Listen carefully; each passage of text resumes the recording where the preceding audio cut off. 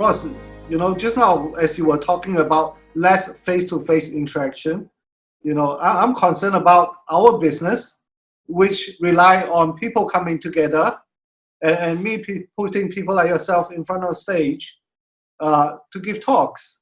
So how would it affect the way we do business? Are you optimistic? So we look at the stages of how industries and how long it will take for them to come back. And if we look at, so one of probably the extremes is sports stadiums, where you sometimes have tens of thousands of people in the one place.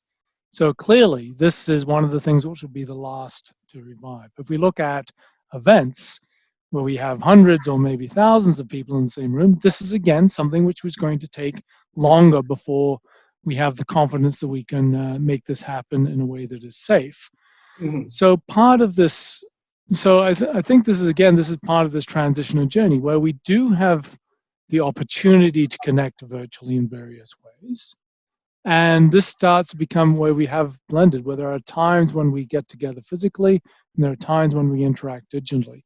So part of my journey now is to be able to say, how is it that we can make the most of virtual events, this idea of interaction. So this is not just about speaking and content and having speakers on stage.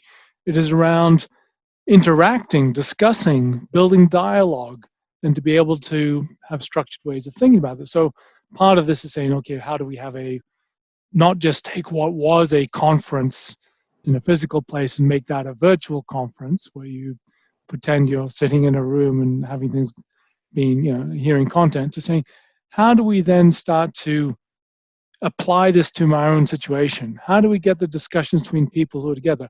New ways to be able to say, rather than just speaking to the person who's getting coffee at the same time as you, you're building these constructive conversations with people who have the same issues as you, or have some way in which to help you. So I think we can start to think about how do we not just share content, how do we connect people in other ways? So the two elements of my work essentially have been around being a speaker at events, but also being a strategy facilitator.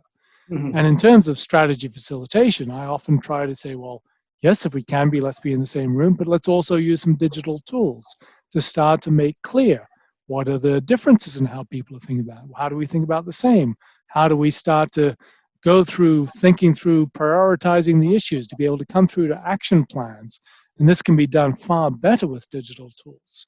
So I think it's partly bridging that gap to saying, well, here's a conference where we all go from different organizations to come together and get some content and connect and then separately going to be able to think about what the implications are, to saying, let's bring these together to be able to say, well, here's some common ideas, here's some connections which are relevant. Let's start to actually, in this space, to start to think things through. And of course, as soon as it is possible, say, well, let's build out. Maybe it's 10 people or 50 people or 100 people or 500 people, whatever it may be, as the restrictions unfold, to be able to say, here's a way we can get exactly the right people together physically to take it beyond what we can do in a virtual space. So it's not that bad after all. Well, I don't. As I said, I don't think this is this is a tragedy in so many ways, and we have to acknowledge that.